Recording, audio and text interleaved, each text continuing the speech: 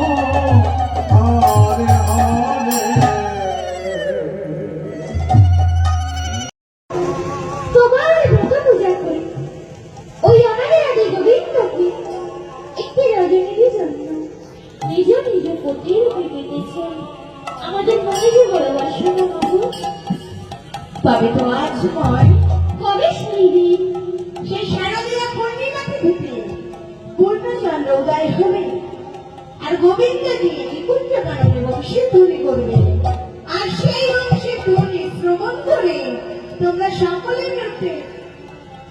মিলে ছুটে যাবে সেই নিকুঞ্জ কাননে। সেখানেই তোমাদের মনের বাসনা পূর্ণ হবে। তাহলে এখন আমি